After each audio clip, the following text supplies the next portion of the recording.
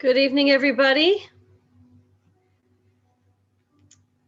Welcome to our Read to Me virtual book reading series. So happy that you can join us on this kind of rainy, dreary Sunday evening, but I'm glad we have this activity that we can enjoy staying indoors and warm. So this evening we're pleased to welcome Mykela Scott. She's going to be our reader for this evening. She is a student at Sweet Briar College, and your major, I think, is creative writing. Is that correct? Or English? Yes, that is correct. Okay, good. So I'm just going to ask at this time that everybody just turn off their microphone, and you can continue. If you want to keep your video on, that's fine, or you may turn the video off. That's up to you. But if you would, except for you, Mykela, turn off your microphones, and we're just going to sit back and listen. And without further ado, I'm going to turn it over to you, Mykela. You can just tell us a little bit about yourself if you want to, or you can just go right into your reading. Maybe tell us a little bit about what you're going to be reading. And then towards the end, we will take some questions. If you have any questions or comments, if you just want to comment about the reading, that's fine. We'll just have a little discussion at the end. So if you think of anything that you want to ask, maybe write it down or just remember it, and we'll have some time for that at the end. So thank you again all for joining us, and I'm going to turn it over now to Mykela. Hello, everyone. I'm so excited to be with you here today. I am Mykela Scott, and like she said, I'm currently a student at Sweet Briar College. As a first year, I cannot officially declare a major yet. However, if I were to, I'd want to major in creative writing with a minor in studio art. So today I have 3 pieces I will be reading. The first one is a personal narrative essay that I wrote, and it's titled Colorblind, and I really hope that you all enjoy. Colorblind. I sat down on the open seat next to Anthony as we were whisked away to school. It was not our first time. As always, the bus was loud, overcrowded, and anxiety-inducing if I had no one to sit next to. But thankfully, I had Anthony. When I look back at that moment, I do not recall how long I had known Anthony. I don't even remember how we met. Perhaps it was on the bus. Anthony lived only a few blocks away from me, so we were always on the same bus at the same time. We were even in the same kindergarten class. I always saved him a seat, and as far as I knew, it was a mutual gesture. The bus ride to and from school was filled with fun and joy, since we would always create these silly little games together. For a girl who had a hard time making friends, Anthony was a steady anchor in my treacherous sea of social interactions. He had short, shaggy, blonde hair and fair skin, maybe freckles. This was likely accompanied by pretty blue or green eyes. He was quite the contrast to my long, curly, dark brown hair, almost black hair, and caramel skin tone, finished off with deep chocolate brown eyes. I knew how different we looked, but I didn't care. As far as I knew, Anthony didn't care either. As always, the bus was loud, overcrowded, and anxiety-inducing if I had no one to sit next to. However, to my delight, Anthony was right beside me, and both of us hung on as we were jostled inside the school bus. Why he chose to name all his friends that day, I don't know. I think I felt a little disappointed and a little annoyed. We should have been playing with each other. I don't remember the exact names Anthony mentioned over the loud hum of the bus's engine, but it went something like this. My best friends are Jake and Ethan, Carly, he said. With excitement, I carefully listened for my name to join the ensemble of names of people held highly in Anthony's esteem. Fellow children smiled to each other as Anthony's praise was delivered. And now my Normal friends are Lizzie and Kevin, Joe, he continued, smiling. Fear sparkled in my stomach with a concussive force. Are we not best friends? I thought to myself. I definitely consider him one. We sit together, laugh together, and talk together almost every day. Does our friendship mean more to me than it does to him? I tried to breathe and conjure up a reason why Anthony did not consider us best friends. I tried to rationalize my hurt, narrowing down the possibilities. Maybe Anthony doesn't consider me a best friend and just a normal friend. Hopefully, he simply had a brain cramp and forgot to mention my name. Or maybe he's simply saving the best for last. I clung to that last possibility, but feverishly listened in case he called my name. Matthew, Josie, Evan, Steve. We were practically at school by the time Anthony's friend list was nearly completed. With every name, the suspense grew inside my little body. My anxiety felt like having a sparkler candle inside my stomach. I thought I was going to burst. Eventually, Anthony finished speaking, and he did not mention my name at all. I remember that I quickly elbow bumped him playfully and smiled. Hey, you forgot my name, I said. Anthony was still smiling as he addressed me in a happy, matter-of-fact tone. Oh, you're not my friend because you're black. The bus came to a screeching halt. As those doors opened, children swarmed out in such organized chaos. I filtered my way through the swarm of students and lined up with the rest of my class as we waited for my teacher to take us into our classroom. I felt numb. The hurt was so real, and the suddenness of the event, as well as the inability to comprehend it, was taking its mental toll. I tried to comprehend it anyway. The way he said it so casually, as if it were common information, like it was implied. Like it was like that the entire time. He said it and he smiled. You're not my friend because you're black.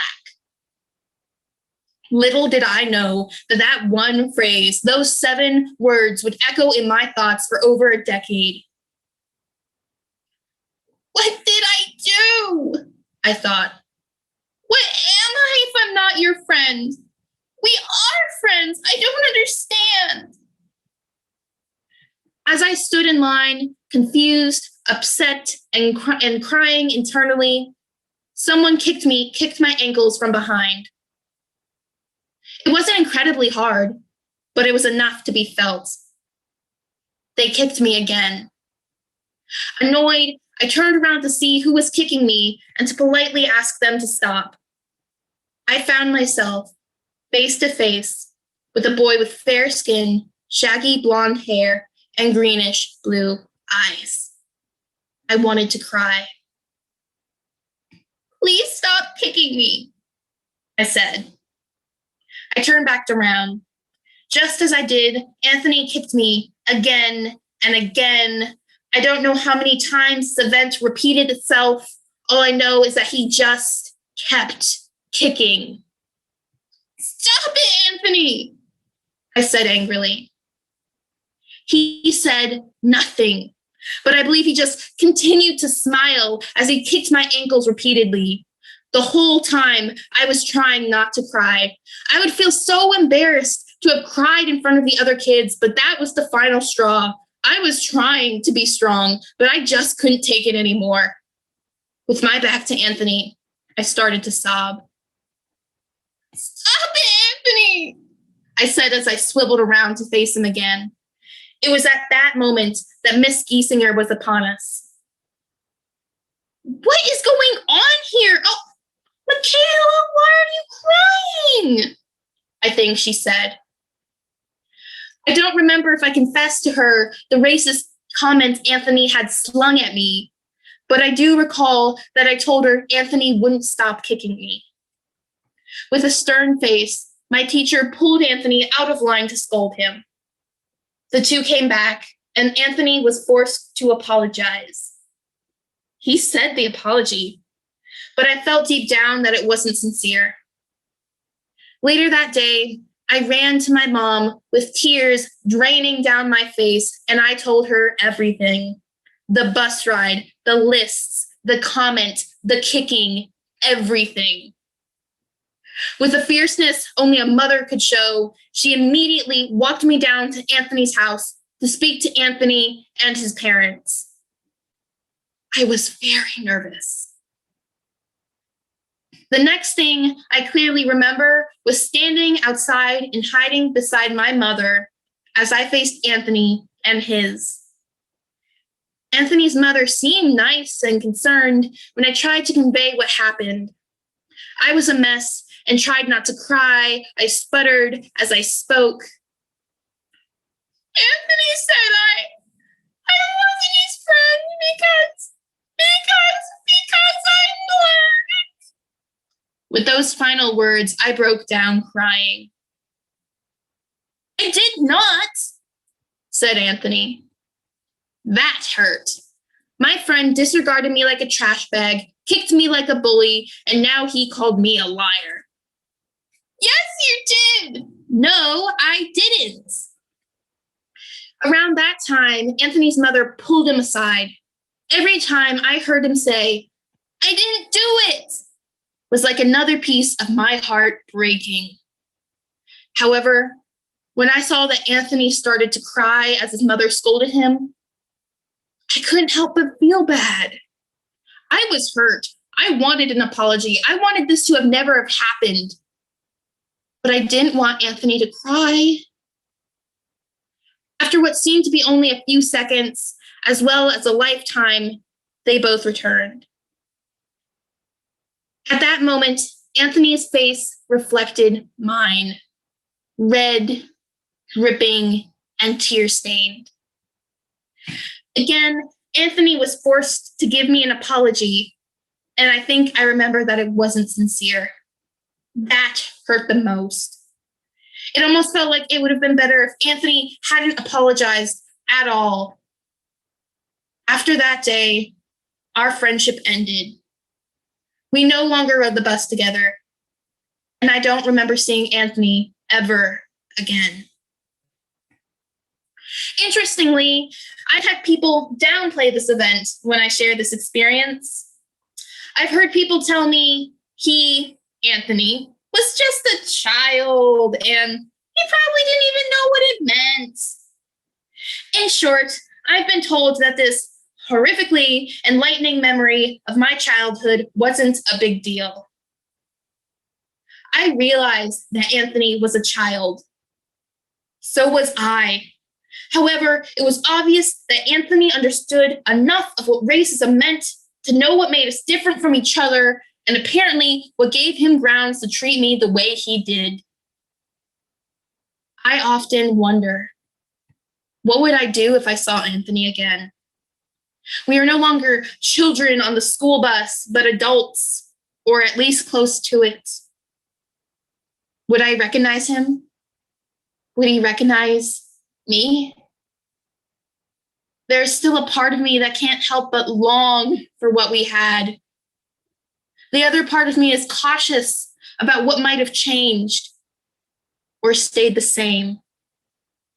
I realize just how alive racism was in that moment and how much more that fire of fear and hatred must be burning. That moment with Anthony was my first up close and personal taste of racism. And it pains me to think that it won't be my last. With racism now exploding in our communities, I can't help but wonder if people know that racism isn't just a concept for adults. Funny enough, racism doesn't discriminate when it comes to age. The next piece I will be reading for you all today is from Danielle Smith's Don't Call Us Dead. It is his collection of poems, and today the poem I will be reading for you is titled Dear White America. I've left Earth in search of darker planets, a solar system revolving too near a black hole. I've left in search of a new God.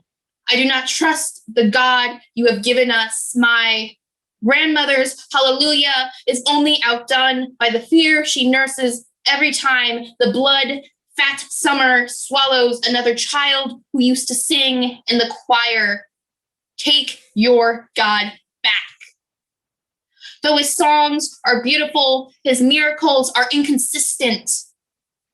I want the fate of Lazarus for Rashina, Wanchucky, Bo, Meech, Trayvon, Scene, and Johnnyla, risen 3 days after their entombing, their ghost regifted flesh and blood, their flesh and blood regifted their children. I've left Earth. I am equal parts sick of your go back to Africa and I just don't see race. Neither did the poplar tree. We did not build your boats, though we did leave a trail of kin to guide us home. We did not build your prisons, though we did, and we fill them too. We did not ask to be a part of your America. Though are we not America? Her joints brittle and dragging a ripped gown through Oakland. I can't stand your ground. I'm sick of calling your recklessness the law. Each night I count my brothers, and in the morning when some do not survive to be counted, I count the holes they leave. I reach for Black folks and only touch air. Your master trick, America. Now he's breathing, now he don't. Abracadabra, white bread voodoo, sorcery you claim not to practice. Hand my cousin a pistol to do your work. I tried, white people, I tried to love you, but you spent my brother's funeral making plans for brunch, talking too loud next to his bones. You took one look at the river, plump with the body of a boy after girl, after sweet boy, and asked, why does it always have to be about race? Because you made it that way. Because you put an asterisk on my sister's gorgeous face. Call her pretty for a Black girl. Because Black girls go missing without so much of a whisper of where. Because there are no Amber Alerts for amber-skinned girls. Because Jordan boomed. Because Emmett whistled. Because Huey P. spoke. Because Martin preached. Because Black boys can always be too loud to live. Because it's taken my papa's and my grandma's time, my father's time, my mother's time, my auntie's time, my uncle's time, my brother's and my sister's time. How much time do you want for progress? I've left Earth to find a place where my kin can be safe, where Black people ain't but people the same color as the good, wet earth. And until that means something, until then, I bid you well, I bid you war, I bid you our lives to gamble with no more. I've left Earth, and I am touching everything you beg your telescopes to show you. I am giving the stars their right names. And this life, this new story and history you cannot steal or sell or cast overboard or hang or beat or drown or own or redline or shackle or silence or cheat or choke or cover up or jail or shoot or jail or shoot or jail or shoot or ruin this, if only this one is ours. The final piece I'll be reading for you today is a recent poem of mine, and it is titled Melanism.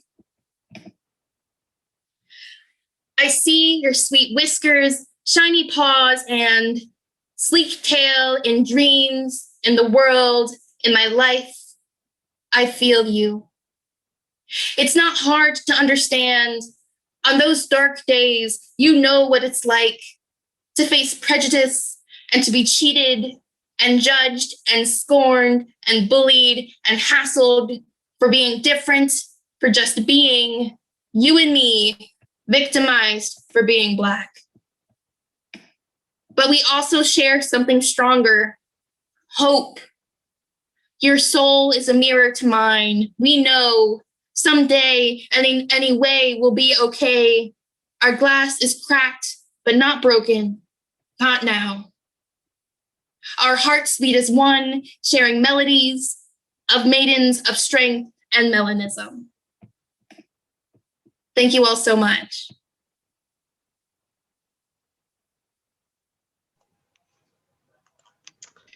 Thank you so much, Mykela. You are a wonderful writer and a wonderful reader. I just wanted to say that out loud to you because I thought you just did a wonderful job. Thank you so much for sharing your story with us and for those great readings. Does anybody have any questions or comments for our reader? Let's see. Go right ahead. I was wondering about your studies with Susanna Nevison. Is there something that you particularly like in your studies? An assignment, a particular assignment?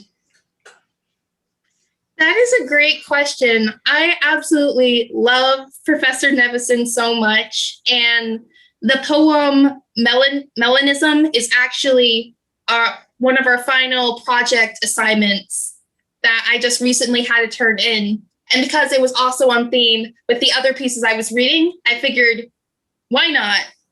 Huh? Do you want to say a little bit more about the development of it and some of the back thoughts and so forth?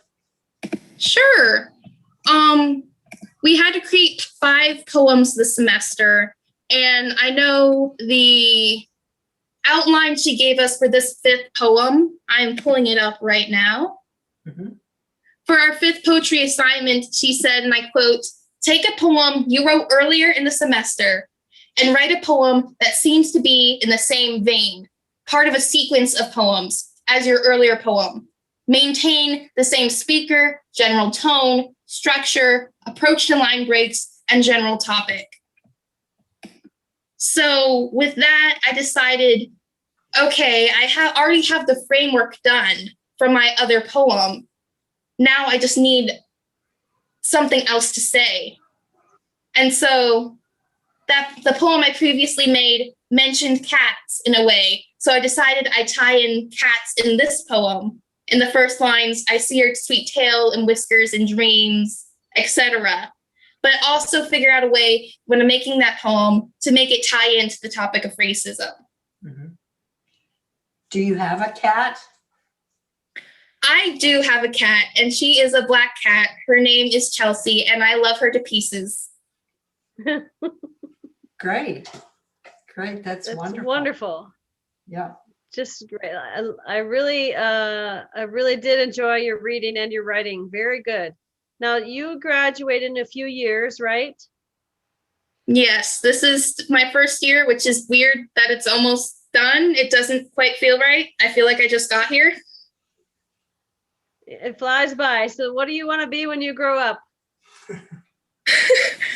Well, I want to be an author. I'm currently working on a book series. Good for So you. there's that. Along with that, I'm not entirely sure yet. I don't know if there's careers in performance writing like I've done today or what else. I'm not quite sure. Well, it's okay. You have time to figure that out. I'm much older than you and I'm still figuring it out. So there you go. Anyone else have any questions or comments? Well, I was going to say that we live in Boston, and the PBS has on Saturday, I think it's Saturday or Friday evenings, a story time, and maybe sometime you should submit something to PBS, nothing ventured, nothing gained, and see, because I think they also do things with students. So might be an idea. Thank you That's a so much for wonderful that. idea. I You am never actually know. going to Yeah. going to actually quickly write a note for that. Absolutely. That's a great idea. Anyone else? Yes, go ahead, Mary Sue.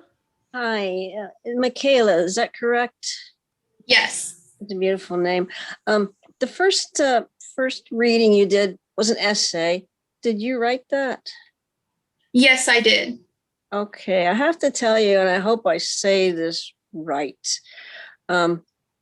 When you I really got caught up in your reading with your friendship with Anthony and the bus and the description.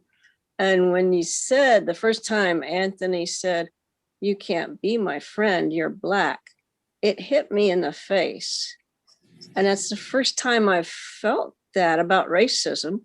I'm white, obviously. So, I mean, it was quite an experience for me. And I thank you for that. Mm. It was wonderful. He doesn't And- deserve to be your friend, Mykela. Oh, no, obviously not. But it was very meaningful the way you read it and the way you wrote it. And I thank you for that. Very good. Thank you so much, Miss Thomas. That means a lot. Mhm. You're welcome. Beautiful reading.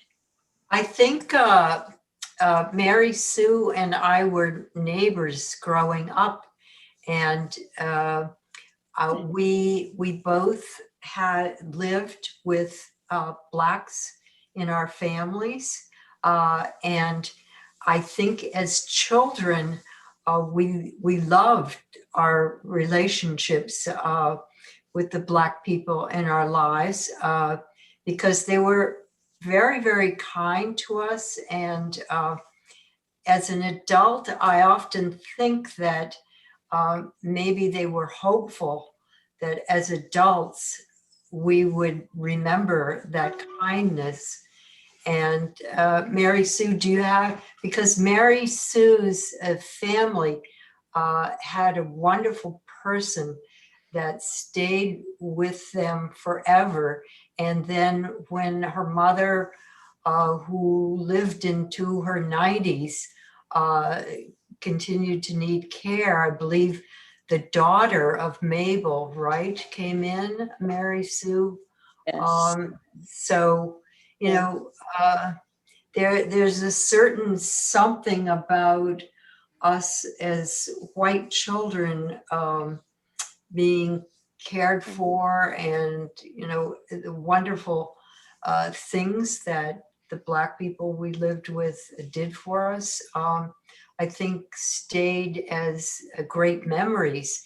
And so in a way, I think when Mary Sue says that hit her in the face, it was partly maybe because we had a little bit of such a personal relationship with people in our own homes. I don't know. Do you have anything to add to that, Mary Sue? Well, I think, well, you said that beautifully. And I think, as I said to Mykela, I'd never had quite that feeling before. It surprised me, but I'm glad that I did have it. Mhm. Well, I think you're right about comparing our relationships from childhood. It helps me realize a lot more. Thank you. Yeah. I guess anytime I hear a story about racism, about incidents like that, I always hope in my heart of hearts that the person who has experienced that knows that not everyone's like that. Like I worry sometimes that that's like a stain on everyone, and I hope it isn't. I hope it isn't. Mhm. Not It's everyone's not. like that. Okay, good. Good. Not everyone's like that. Mhm. Yeah. Thank you so much, Mykela. We so appreciate you. Next week we have, I'm sorry, I'm not going to remember who's on for next week. Rachel Davis. She is Yay, one of thank my you. friends. You all should very much come. Thank you. Yeah. Is she in class with you? She was in class with me last semester. She wasn't in this class. Okay. So Rachel Davis, and we have Professor- let's see here if I have it. Hold on one second. She wasn't in Oh, yeah. Professor Nevison's class with you? Not in this poetry class. She might have taken a class with Professor Nevison a different semester or a different class. I don't know what she was taking this semester. Mykela, I'm gonna put you on the spot. Do you love Sweet Briar? I think Sweet Briar is what I needed. Good. That's good. Answer. I graduated from Sweet Briar. Oh, that's so awesome. Yeah, so I'm a little bit older than you. I graduated in 1972, but that was the last century. But anyway, I'm glad that you're there, and I hope you enjoy it. Mhm. Very good. Well, thank you so much, everybody, for joining us. I want to give another quick mention for those of you who don't know, and you probably already do, but I want to mention if you do get a chance to come through Amherst, to stop by Second Stage, make sure you visit the Baines Books and Coffee that's within our building. It's a great place to check out and peruse the shelves. I'd like to mention it to you all since you're literature lovers. So you never know, you might be able to find something there that you might like to read. So thank you all so much for joining us. Like I said, we'll be back next week, and at least through April. I'm working right now on lining up some more readers for May. If you know of anyone who wants to be a reader in our series, please do let me know. But anyway, I think that's about all we have for this evening. So I appreciate y'all so much for coming and joining us. I hope you enjoyed it. Thank you so much, Mykela. You're just wonderful. Thank you very much. Thank you so much. Have a nice day, everyone. Thank you. You too. Bye-bye. Bye. Bye-bye.